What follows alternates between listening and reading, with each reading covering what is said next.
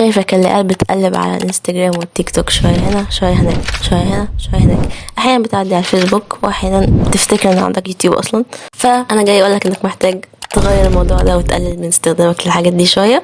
هاي، انا شخص ممكن اكون مش مؤثر على السوشيال ميديا، لكن ممكن تكون محتاج تسمع حاجه زي كده. فانا جاي افكرك ان اغلب الناس على السوشيال ميديا بنسبه 70 ل 80% ناس فيك.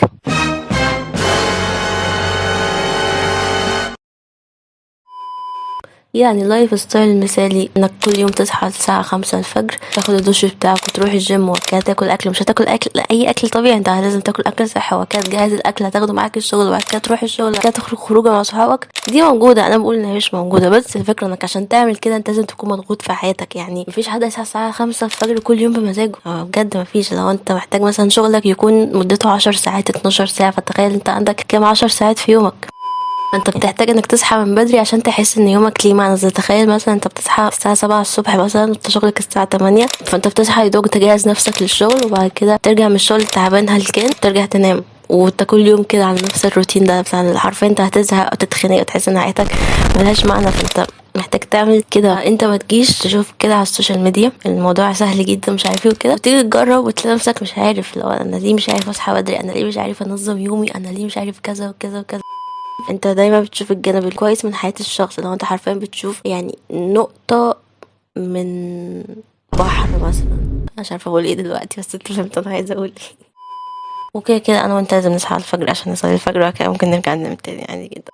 وفكرة ان في اكلة تخسسك في اسبوع او مشروب يخسسك في 3 ايام، يعني مفيش حاجة اسمها كده. وحتى لو في، لازم تكون حاطط في حسابك ان نسبة الدهن مختلفة بين كل شخص وشخص، ونسبة الحرق مختلفة عند شخص للتاني، فبالتالي انت ممكن تكون نسبة حرقك اسرع من حد تاني. فانت لو جربت الاكلة دي او المشروب ده هي ممكن تساعدك، بس شخص تاني مش هتساعدك. فهي مش لازم اي حاجة تشوفها على السوشيال ميديا فعلا هتنجح معاك. انت مفيش حاجة اسمها كده. يعني انت عايز فعلا وزنك يقل ووزنك فعلا مضايقك، يبقى انت محتاج تتمرن وتروح لمتخصص في التغذية عشان يساعدك تاكل ايه ومتاكلش ايه، وتبعد عن ايه ومش تبعدش عن ايه. لو الموضوع مكلف ممكن تدور على اليوتيوب على جوجل، حاجات كتيرة متوفرة، بس انت متروحش من الاخر الطريقة السهلة. الطريقة السهلة دي مش هتجيب نتيجة. اهم حاجة ابعد عن فكرة انك تخس عن طريق الادوية، يعني ده بيؤدي لمشاكل كتيرة تانية بعدين.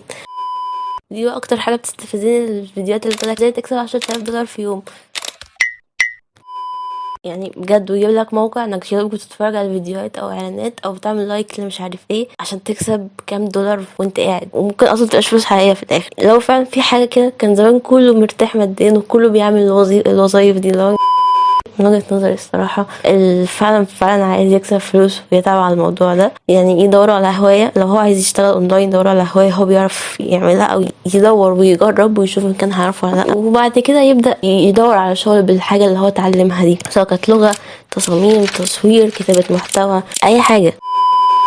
لازم الشخص اللي هيعمل حاجة زي كده يكون عارف كويس قوي الموضوع محتاج صبر، والموضوع بياخد وقت طويل، ممكن يعدي سنة، تعدي 6 شهور انت وقدراتك على الموضوع. فكرة انك بتقارن نفسك انجازات الناس التانية دي بجد حاجة مش حلوة لنفسيتك انت. فلو انت فعلا شخص عايز يغير من نفسه، ابدأ من دلوقتي. متستناش الظروف المناسبة، متستناش الامكانيات المناسبة، يعني من الاخر متستناش الحاجة تكون مثالية عشان تبدأ فيها. انت لما تبدأ يعني في الاول هتلاقي صعوبات والدنيا صعبة ومش عارف ايه وكده، بس مع الوقت لو انت فعلا بتحب الحاجة انت بتعملها، دي اهم حاجة، انك تكون بتحابب الحاجة انت بتتعلمها او بتعملها، هتلاقي الظروف بتتحسن مع الوقت.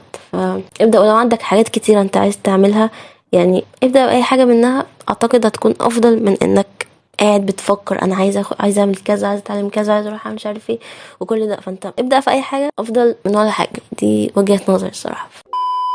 وقبل ما انهي الفيديو، قللوا استخدامكم من السوشيال ميديا، متقارنوش نفسكم باللي انتوا بتشوفوه على النت. كل واحد ليه قصة حياته مختلفة، ظروف مختلفة. مهما كان انت بتشوف ايه على النت قلله شوية، ابعد عن التيك توك والانستجرام عشان فعلا بقت موضوع زيادة عن اللزوم. بشوف ناس بتوصل 10 ساعات بس في اليوم انها بتتفرج على التيك توك، اللي هو يعني تخيل انت بتشوف كام فيديو. يعني لو افترضنا 30 ثانية كل فيديو، انت بتشوف كام فيديو في الساعة الواحدة؟ كتير قوي ليك والعقل وطريقة تفكيرك، كل دي بتبقى سلبيات ليك انت وانت مش واخد بالك. قللوا منها، رجعوا لليوتيوب.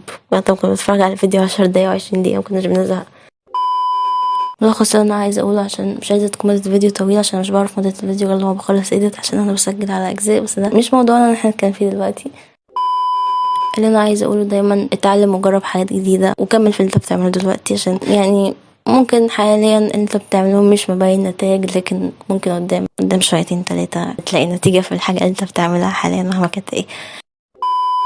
وما تستناش ان حد ياخدك من ايدك ويقولك تعالى نعمل كذا، تعالى نتعلم كذا، تعالى مش عارف ايه. ممكن يحصل، انت ممكن يحصل لك وتقابل حد ويكون شريكك في انجازاتك كلها، بس في الغالب ما بيحصلش. فابدأ بنفسك وركز في نفسك وبس. ومن ناحية انك تركز في نفسك، يعني برضو فكرة ان حد طلب منك مساعدة او حد سألك عن حاجة، لو تقدر تساعده وعندك الامكانية انك تساعده، يفضل انك تساعده يعني، وتقوله المعلومات اللي هو عايزها، عشان يعني فكرة ان هو ممكن يسابقك او ياخد رزقك او تعبك ده ما بيحصلش. يعني الواحد مكتوب له رزقه من قبل ما يتولد اصلا في الدنيا دي، فلو تقدر تساعد ساعد. واهتم بصحتك، لان لو صحتك وقعت منك انت هتقف. يعني العب رياضة، كل اكل صحي. هتقولي الاكل الصحي شوف على النت عشان ده موضوع طويل اصلا. ولو ما عندكش امكانية انك تروح تلعب رياضة او تروح جيم، ممكن تتمشى في البيت مدة نص ساعة، يعني بتنفع. المهم انك تحرك جسمك في اليوم وخلاص. واهم من كل ده انك تهتم بصلاتك وبدينك من الاخر، يعني انك تصلي بانتظام، وانك تقرا قرآن، وانك تتعرف على الدين بشكل اكبر، انك تبحث وتقرا. يعني المهم انك تقرا عنه عشان هو ده اللي هيفيدك في الاخر يعني. طيب بس. وبس اتمنى اكون فدت اي حد لو ب1%. واشوفكم الفيديو الجاي اللي انا مش عارفه هو هيتعمل امتى، يمكن كمان شهر، شهرين، 3 سنة، مش عارفه الصراحه. بس اشوفكم الفيديو الجاي، سلام.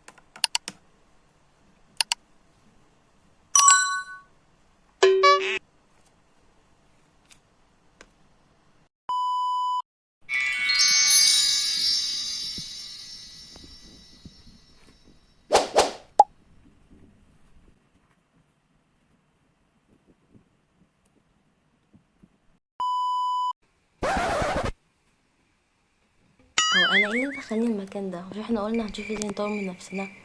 ولا يعني ممكن يتأجل شوية ونلعب؟ يعني مش هتيجي نجيب الصراحة يعني، يلا يلا.